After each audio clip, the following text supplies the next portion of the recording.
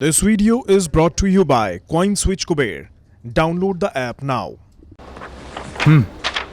भाई साहब, बिटकॉइन में ट्रेड करना आखिर फ्लेक्सिबल कितना है? आपके पैसे हैं, जब चाहो आपके पास, जब आप चाहो बिटकॉइन में 24/7। कॉइनस्विच कुबेर डाउनलोड करो और बिटकॉइन में ट्रेड करो। Simple, credible, flexible. ट्रेड कर बेफिक्र।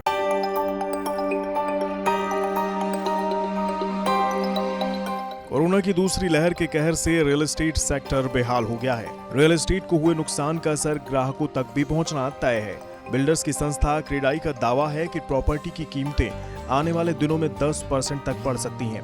इसके साथ ही 95% प्रोजेक्ट्स के पोजेशन में देरी भी आ सकती है। डेवलपर्स को कर्ज मिलने में दिक्कत आ रही है तो पुराना कर्ज चुकाना भी मुश्किल हो रहा है। इन समस्याओं का समाधान के लिए क्रेडाई ने सरकार से स्टैंप ड्यूटी में छूट समेत कई तरह की रियायतों की मांग की है।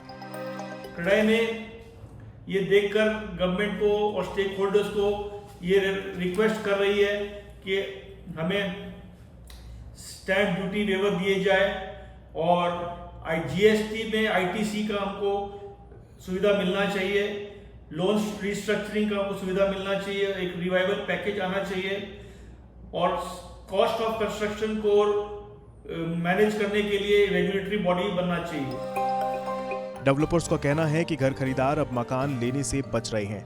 क्रेडाई के सर्वे में दावा किया गया है कि ग्राहकों की पूछताछ में 75% कमी आई है। 95% ग्राहकों ने घर खरीदने के फैसले को टाल दिया है।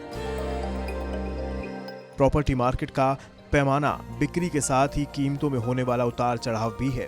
कीमतों में बढ़ोतरी के मामले में भी रियल एस्टेट सेक्टर को मुंह की खानी पड़ी है।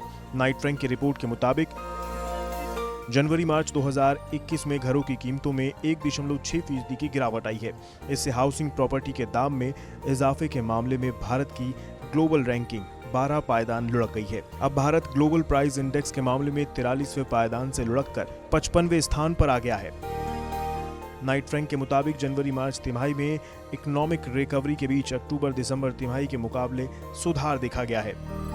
दुनिया के बाकी बड़े शहर जो हैं उनमें इतना ज्यादा असर कोविड का नहीं रहा था। सेकेंड वेव उतनी इंटेंसिटी के साथ नहीं आई थी, जिस वजह से वहां पर ट्रांजैक्शन लेवल्स भी बढ़े और वहां पर प्राइसेस भी बढ़े हैं।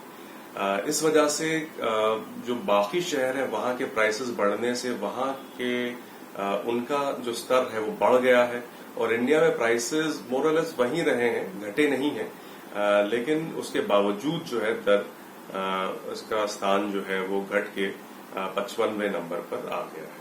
To revive this market, some special package कुछ create करना पड़ेगा from the government's end where restructuring of loans होना चाहिए, and this is one of the options.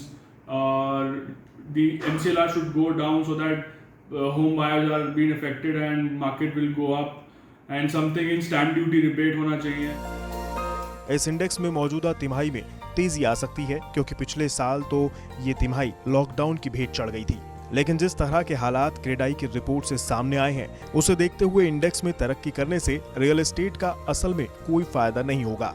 इसके लिए तो सरकार को ही राहत का पिटारा खोलना होगा जिससे घर खरीदार वक्त पर गृह प्रवेश का ख्वाब साकार कर सके।